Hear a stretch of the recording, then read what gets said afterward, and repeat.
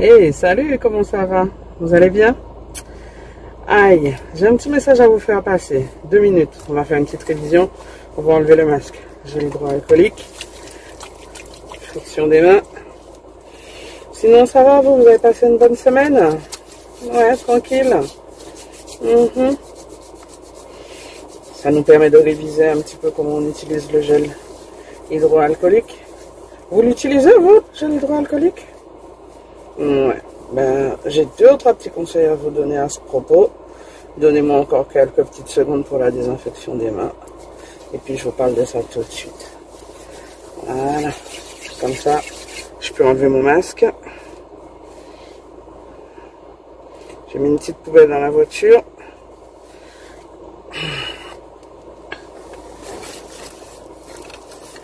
Voilà. C'est cool.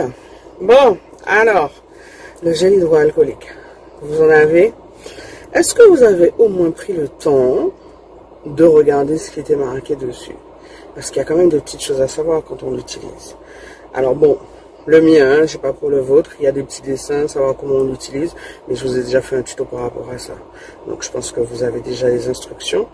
Mais alors, il y a quand même marqué dessus, liquide et vapeur inflammable. D'accord? Provoque une sévère irritation des yeux. Tenir à l'écart de la chaleur, des sources chaudes, des étincelles, des flammes et de toute autre source d'inflammation. Ça veut dire, quand tu as fini de faire ta désinfection des mains, va surtout pas allumer une cigarette. Hein?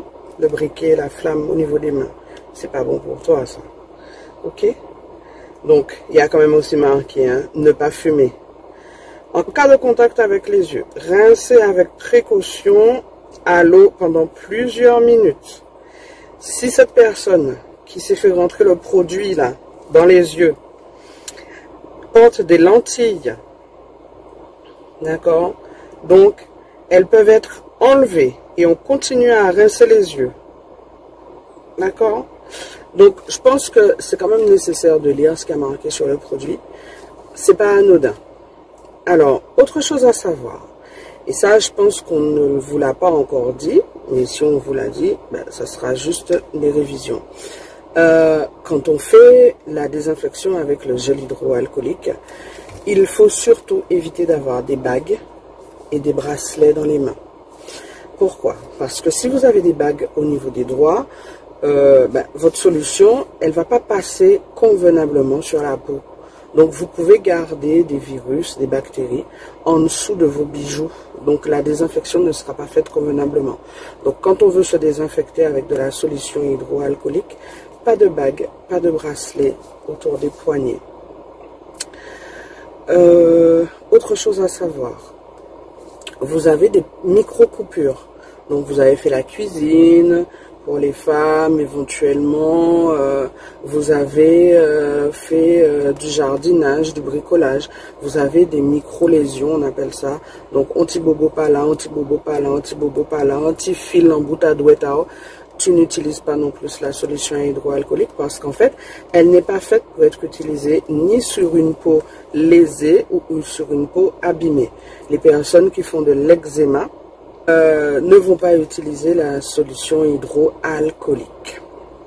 D'accord? Donc on parle de peau lésée. Les personnes qui ont des eczémas.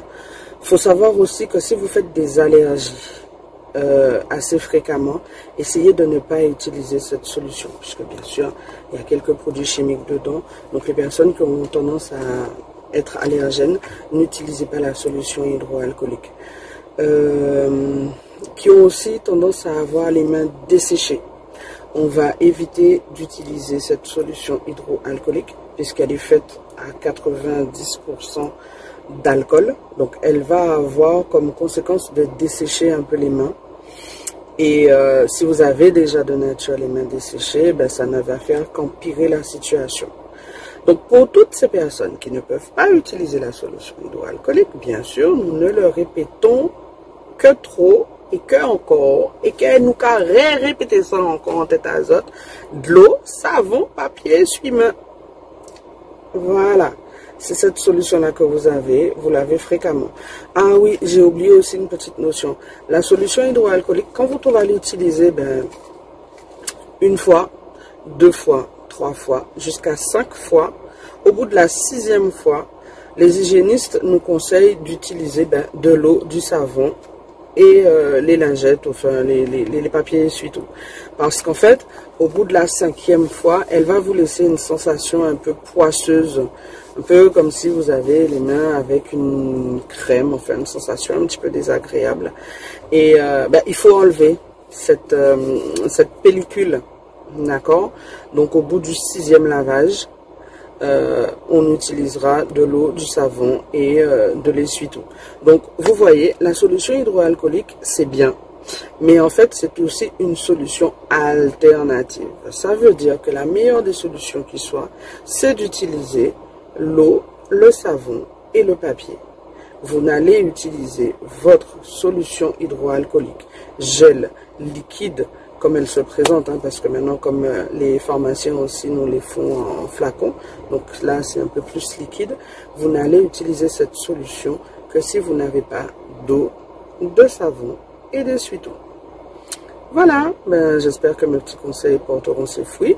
Sur ce, je vous souhaite une très bonne journée. À ciao, bye bye.